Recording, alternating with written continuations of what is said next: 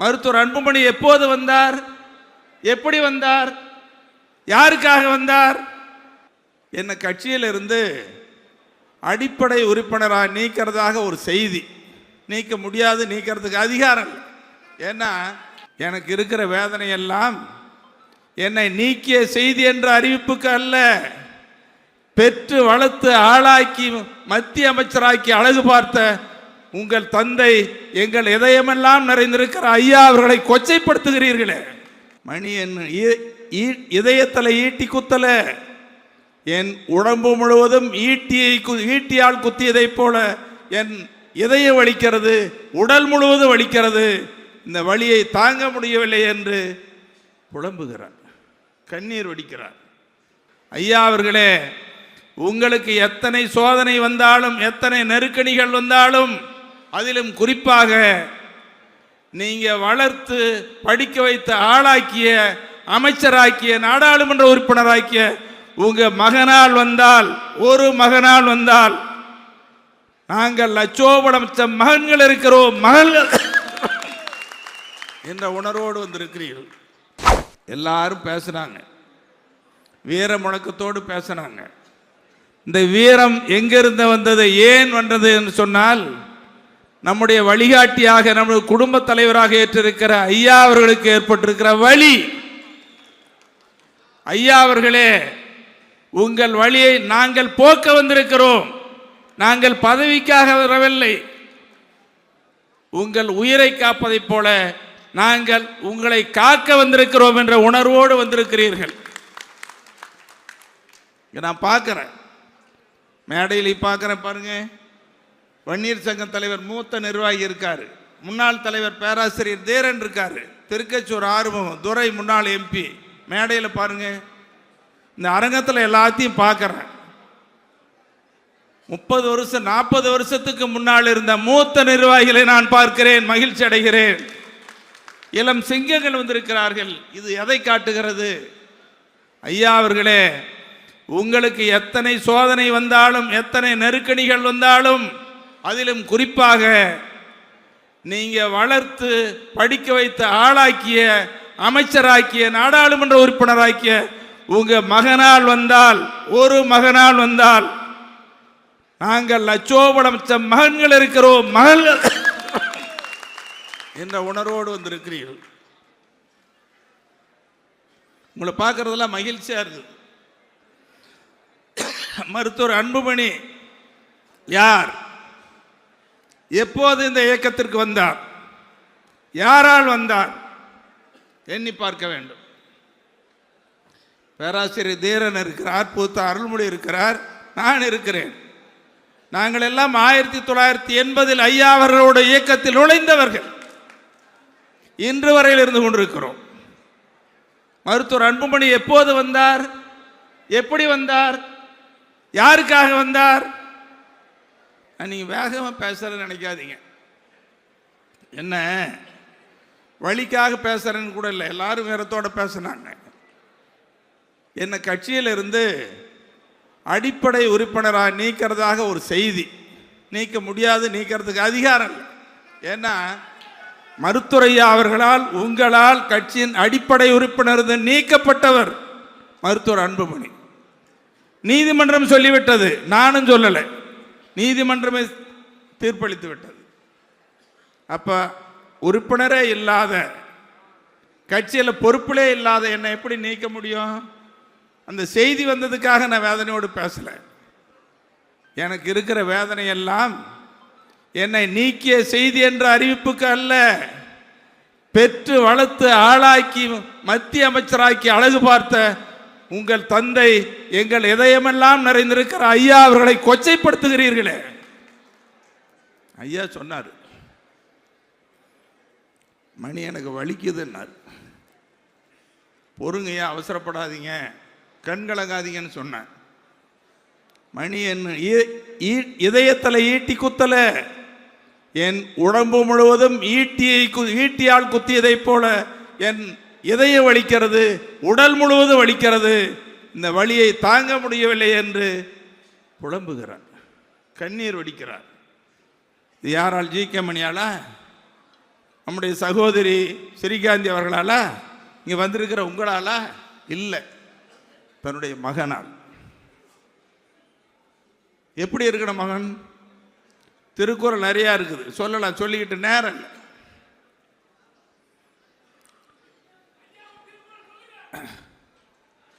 அடுத்து இன்னொரு செய்தி சொல்கிறேன். பாட்டாளி மக்கள் கட்சி என்பது யாரால் உருவாக்கப்பட்டது? எப்படி உருவாக்கப்பட்டது? பதவியாக்கி ஆசைப்பட்டவர்களால் உருவாக்கப்படவில்லை. இந்த இயக்கம் ரத்தம் சிந்தி உருவாக்கப்பட்ட இயக்கம், சிறை கொடுமைகளை அனுபவித்து உருவாக்கிய இயக்கம், உயிர் தியாகம் செய்த இயக்கம், 21 உயிர்களை இன்னுயிர் நீக்க செய்து லட்சக்கணக்கானவர்களை சிறைக்கு சென்று உருவாக்கிய அந்த இயக்கத்தை மருத்துவரையா அவர்கள் கட்டி காத்து வருகிற பாட்டாளி மக்கள் கட்சியை சதியால் சூழ்ச்சியால் அபகரிக்க நினைத்தால் ஐயா வேதனைப்பட்டார். இன்னும் தெரியும், தமிழ்நாட்டிலும் இந்திய திருநாட்டிலும் எல்லா தலைவர்களாலும் அசாத்திய துணிச்சல் மிக்க தலைவர் என்று பாராட்ட பெற்றவர் மருத்துவரையா அவர்கள். கண்கலங்கினார், வேதனைப்பட்டார். இப்பொழுது இல்லை இல்லை, வேதனை இல்லை, கலங்க மாட்டேன், இதை மீண்டும் துணிந்து நிற்கிறேன், மறுபிறவி எடுத்திருக்கிறேன் என்று சொல்லக்கூடிய அளவுக்கு ஐயா இன்னைக்கு துணிஞ்சு வந்திருக்கிறார். ஒரு சிலர் ஐயாவால் உருவாக்கப்பட்டவர்கள், ஐயாவால் உருவாக்கப்பட்டு பதவி கொடுத்து பதவி சுகத்தை அனுபவித்தவர்கள் அன்புமணியோடு சென்றிருக்கிறார்கள்.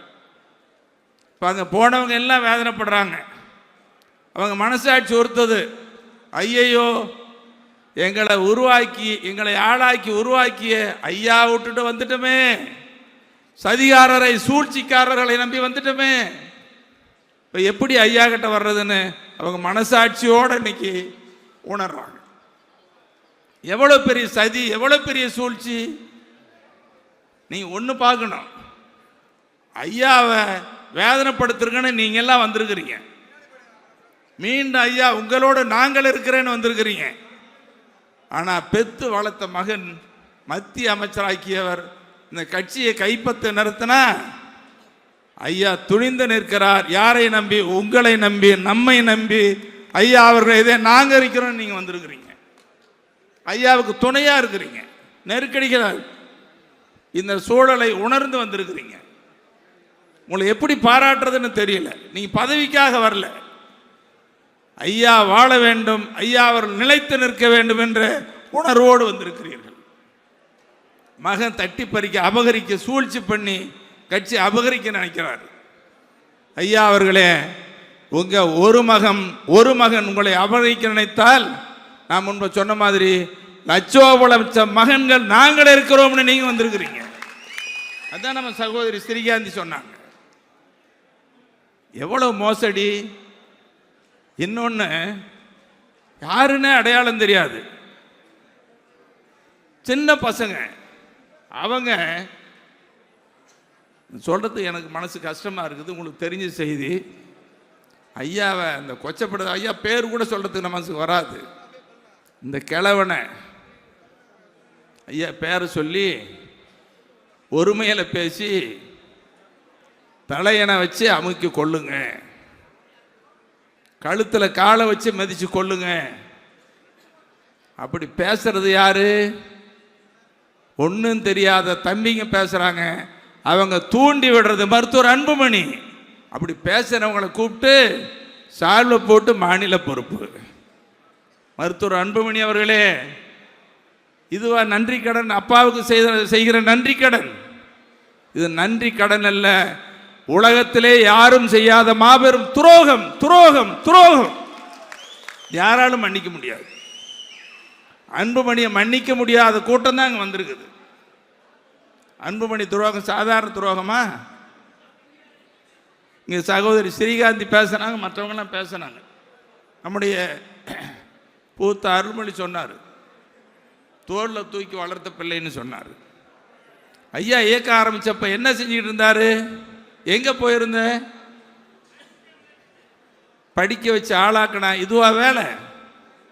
ஒரு கும்பலை வச்சுக்கிட்டு தினமும் செய்தி போடுறது, அவதூறுப்படுத்துறது, அவமானப்படுத்துறது.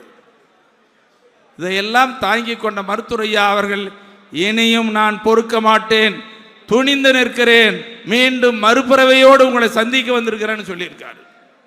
அதனால தான் நான் அன்புமணிக்கு நான் எச்சரிக்கையோடு சொல்லிக் கொள்கிறேன், இனி உங்களால் பாட்டாளி மக்கள் கட்சியை கைப்பற்ற முடியாது, அபகரிக்க முடியாது. டெல்லி உயர் நீதிமன்றமே சொல்லிவிட்டது. எந்த காலத்திலும் பாட்டாளி மக்கள் கட்சி என்று சொன்னால் அது மருத்துவரையா, மருத்துவரையா என்று சொன்னால் பாட்டாளி மக்கள் கட்சி. இதோ நாங்கள் இருக்கிறோம்.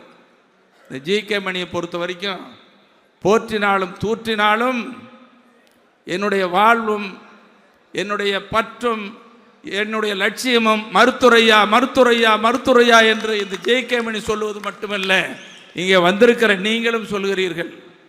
இன்னும் கிராமங்களில் இருக்கிற தமிழ்நாடு முழுவதும் இருக்கிற லட்சோபம் வச்ச முன்னோடிகள் இளைஞர்கள் சொல்லுகிறார்கள், அன்புமணியினுடைய துரோகம் இனி வெளிச்சத்திற்கு வந்து விட்டது, இந்த துரோக செயல் எடுபடாது, இனி அரசியலை ஓரம் கட்டிட்டு ஏதாவது வேலை இருந்தால் பாருங்க அன்புமணி, இனி ஒன்றும் நடக்காது, வேலைக்கு ஆகாது. என்ன நியாயம்? இது அநியாயம் இல்லை? நீதிமன்ற தீர்ப்பு, நாங்களாம் நீதிமன்றத்துக்கு போயிருந்தோம். டெல்லி உயர் நீதிமன்றம் அதை வட இந்திய நீதியரசர் ஒரு பெண்மணி டெல்லியை சேர்ந்தவர் சொல்கிறாரு, நம்மையார் சொல்கிறாங்க, விவாதத்தில் ஐயா பேர் சொல்லி எத்தனை மகன்னு கேட்குறாங்க. நம்ம தரப்பு வழக்கறிஞர் சொல்கிறாரு ஒரே மகன் தான் அப்படின்னு சொன்ன உடனே, இந்த ஒரு மகன் அப்போட சேர்ந்து செயல்படுறது தானே.